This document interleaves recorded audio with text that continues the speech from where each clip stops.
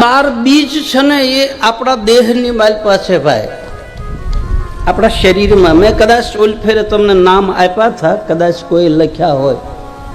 જ્યારે કથા હતી ત્યારે મેં 12 બીજની વાત કરી હતી. આકાશની માલપા જેમ 12 બીજ ઉગે છે એમ આપણે આપણા દેહની માલપા 12 બીજ છે. એના રંગ જુદા જુદા છે, એના ભોગ જુદા જુદા છે, એના તે દિવસે પાઠ થાય તે દિવસે એનું સ્વરૂપ પણ અલગ અલગ હોય છે. રામદેવજી મહારાજના 12 સ્વરૂપ છે. એમાં પહેલું સ્વરૂપ છે જ્ઞાન સ્વરૂપ, બીજું સ્વરૂપ છે સગુણ સ્વરૂપ, ત્રીજું સ્વરૂપ છે નાદ સ્વરૂપ, ચોથું સ્વરૂપ છે બીજક સ્વરૂપ, પાંચમું સ્વરૂપ છે નિર્ગુણ સ્વરૂપ, છઠ્ઠું સ્વરૂપ છે જ્યોતિ સ્વરૂપ, સાતમું છે ધ્યાન સ્વરૂપ, આઠમું છે અગમ સ્વરૂપ, નવમું છે હરિ સ્વરૂપ, 10મું છે નિગમ સ્વરૂપ, 11મું ગહન અને 12મું છે ભક્તિ સ્વરૂપ. આવી રીતે 12 સ્વરૂપ છે રામદેવજી મહારાજને. એક એક બીજે એનું સ્વરૂપ તમે ઝીણી નજરેથી જ્યોતની માલપા જોવો ને, જ્યોત જે પ્રગટ થાય એ જ્યોતમાં તમે ઝીણી નજરેથી જોવો તો તમને બીજે બીજે એનું સ્વરૂપ બદલાય છે.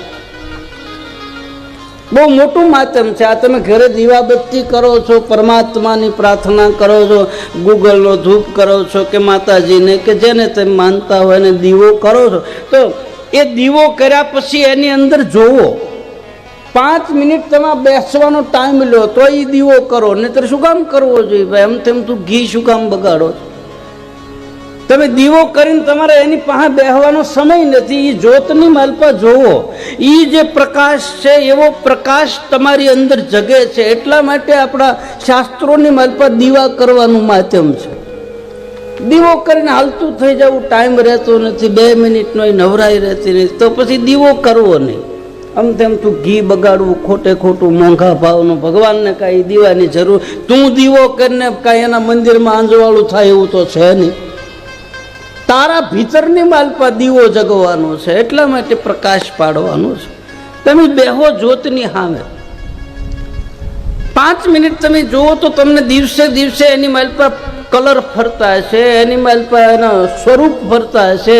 જ્યોત પ્રગટ કરતી વખતે જ્યોત ઊભી જાય છે, જ્યોત ઉગમણી જાય છે, જ્યોત આથમણી જાય છે, જ્યોત દક્ષિણ દિશા તરફ જાય છે, જ્યોત કઈ બાજુ ઢળે છે એ પ્રમાણેથી આખી આગમવાણી ભાખે છે આપણા મહાપુરુષો કે આજ આવું બનવાનું છે.